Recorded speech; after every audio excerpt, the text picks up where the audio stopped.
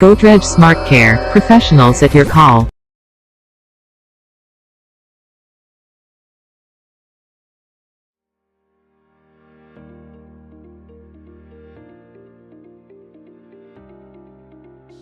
Godrej G Tech data logger E006 की एक demo है।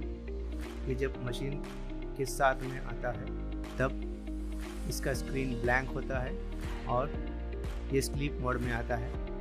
इसे एक्टिवेट करने के लिए अप एरो को 5 से ज़्यादा सेकंड तक पकड़ के रखें और जब स्क्रीन एक्टिवेट हो जाता है तो सारी एलईडियाँ उसकी ऑन होती है और उसके साथ DTF नाम का एक वहाँ पर ऑप्शन आता है। बहुत देर तक कोई बटन न दबाने से स्क्रीन फिर से ऑफ हो जाएगा। तो अप एरो बटन को दबा के रखें जब तक कि DTF नहीं आता। DTF का मतलब है डेट फॉर्मेट। दो किस्म के डेट फॉर्मेट होते हैं, अमेरिकन डेट फॉर्मेट और इंडियन डेट फॉर्मेट। DDMMYY जो इंडियन डेट फॉर्मेट है, तारीख, महीना और साल। अमेरिकन डेट फॉर्मेट है महीना, तारीख और साल।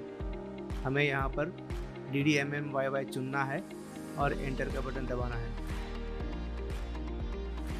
जो डेट का फॉर्मेट हमने अभी चुन लिया, इसके बाद मशीन बंद होने तक हम डेट फॉर्मेट चेंज नहीं कर सकते। इसके लिए डेट फॉर्मेट चुनते समय बड़ी सावधानी से चुनना होगा DDMMYY का फॉर्मेट।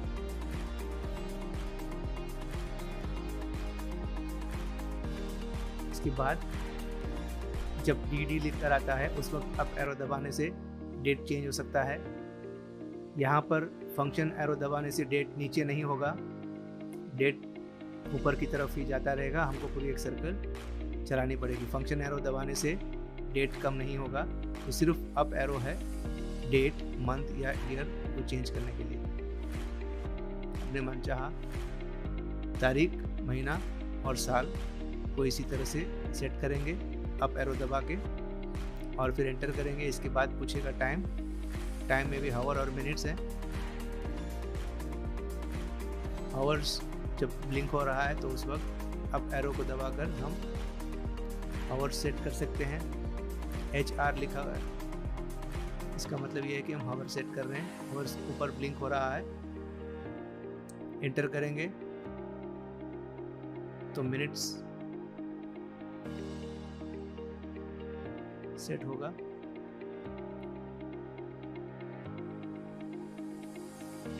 हावर्स को सेट करने के लिए और मिनट्स को सेट करने के लिए अप एरो का ही बटन यूज़ करना पड़ेगा।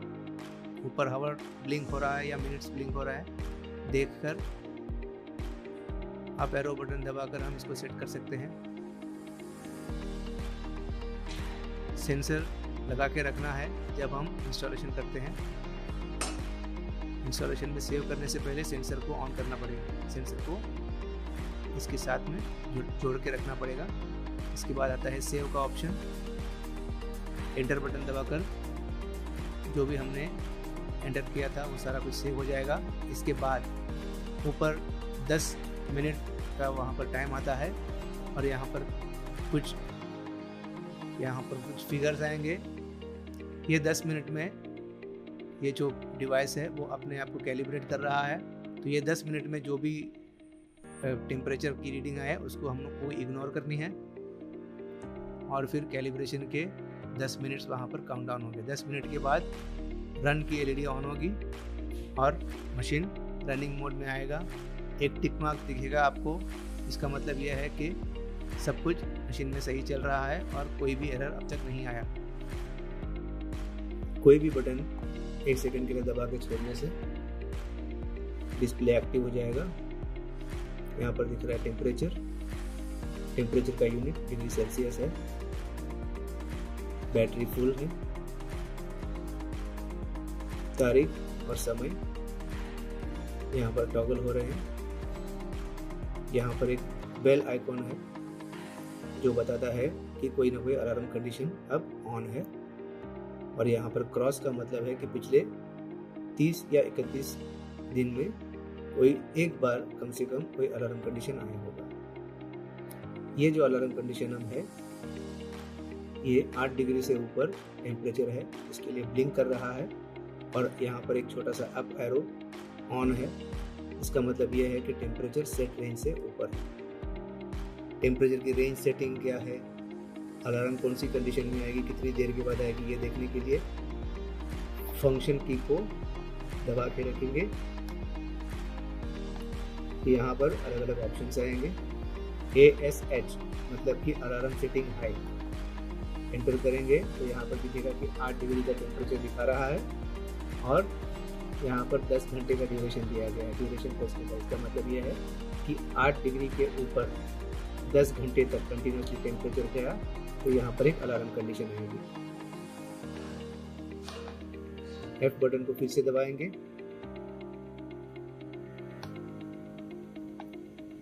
अब दूसरा ऑप्शन ASL अलार्म सेटिंग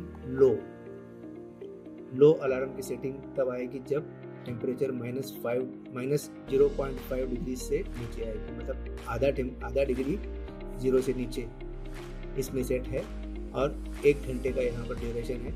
इसका मतलब यह है कि 1 घंटे तक अगर -0.5 डिग्री सेंटीग्रेड अगर ये रिकॉर्ड कर रहा है तो ये अलार्म कंडीशन देगा। ये अलार्म कंडीशन लो है। फंक्शन बटन को फिर एक बार दबा के रखेंगे, देखेंगे और कौन कौन से ऑप्शन आता है। ACD का मतलब है एक्नॉलेज ड्यूरेशन। एक्नॉलेज का मतलब है कि अगर अलार्म बज रहा है, अलार्म का यहाँ पर बीपर आ रहा है और आपने इस बीपर को ऑफ कर दिया तो हर 1 घंटे के बाद वो अलार्म देते रहेगा। इसका मतलब ये है कि अलार्म कंडीशन अगर है तो हर 1 घंटे के बाद वो अलार्म देते रहेगा। फंक्शन बटन में और ऑप्शंस देखेंगे।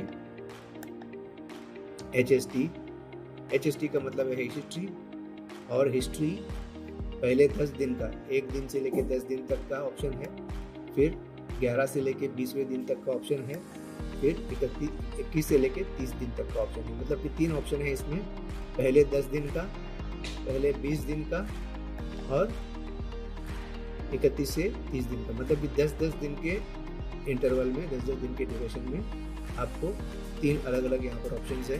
तो कौन से 10 दिन के आपको यहाँ पर टेम्परेचर देखनी है तो ये यहाँ पर सेट कर सकते हैं और उसके बाद एंटर मारेंगे तो यहाँ पर पिछले 10 दिन का ये हिस्ट्री आपको यहाँ पर देखने को मिलेगा।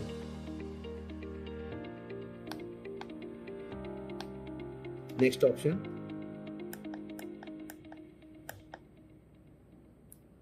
ALH, इसका मतलब कि अलार्म की हिस्ट्री। ये जो हिस्ट्री है ये सिर्फ अलार्म्स की है, मतलब कि पिछले इतने सारे दिनों में कौन कौन से अलार्म्स आए थे, कौन कौन सी तारीख में, कौन कौन से समय पर, कितनी देर के लिए ये अलार्म आई थी, ये देखने को मिलेगा।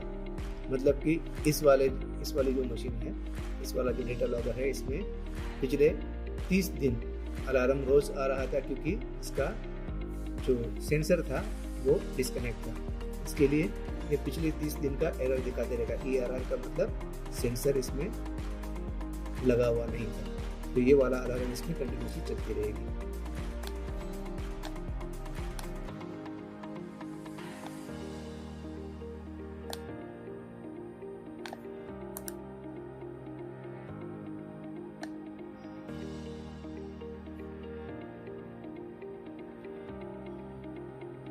अब मैं वापस आ गया हूँ हमारे नॉर्मल मोड में। फिर से हम चेक करेंगे कौन से ऑप्शन है। D1F दिख रहा है, D1F नहीं है, DIF है, मतलब कि डेटा लॉगर इंफॉर्मेशन। ये डेटा लॉगर की कुछ वर्जन, मॉडल्स, ये सारी चीज़ों का इंफॉर्मेशन यहाँ पे मिलेगा। ये फिलहाल हमारे लिए इसका कोई काम नहीं, इसके लिए मैं इसको स्किप करता हूँ। UNT का मतलब यूनिट। अब टेम्परेचर के 2 यूनिट्स हैं, एक है सेल्सियस और दूसरा है फ़ारेनहाइट। हमारे देश में हम लोग डिग्री सेल्सियस यूज़ करते हैं, तो सेल्सियस चुनकर हम एंटर करेंगे, वरना ये मशीन तो हमारे देश के लिए सेल्सियस में ही ऑलरेडी प्रीलोड करके आता है, प्रीसेट करके आता है, इसीलिए हमको और कुछ करने की आवश्यकता यहाँ पर नहीं होती है। अगला ऑप्शन देखेंगे, DTE। इस वाली मशीन में हम डेट और टाइम बार बार सेट कर सकते हैं। अगर हमसे कोई गलती हो गई है डेट सेट करने में, तो देखो एंटर मारा मैंने, तो यहाँ पर DD लिखा हुआ है और यहाँ पर डेट ब्लिंक हो रहा है। अभी इसको अगर मुझे चेंज करना है तो मैं अप एरो से डेट को चेंज कर सकता हूँ, लेकिन यहाँ पर फंक्शन एरो से डेट को कम नहीं कर सकता। अप एरो से डेट ऊपर की तरफ जाती रहेगी। तो मैं इस तरह से डेट को सेट कर सकता हूँ। इसके बाद मैं अगर एंटर मारूँ तो ये मंथ देगा, मंथ मेरा सही है। मैं फिर से एंटर मारता हूँ, ईयर्स, ईयर भी सही है, एंटर मारता हूँ, ये डेट के फॉर्मेट से बाहर निकल गया। अब टाइम, टाइम अगर मुझे चेंज करना है तो पहले हवर ब्लिंक्स कर रहा है यहाँ पर, तो मैं अप एरो से हवर चेंज कर सकता हूँ।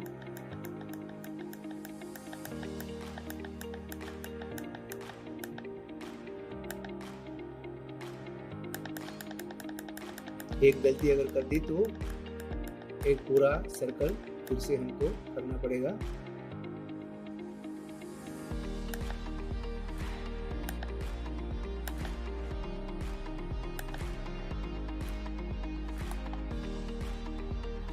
अब मिनट ब्लिंक कर रहा है, तब हम मिनट चेंज कर सकते हैं।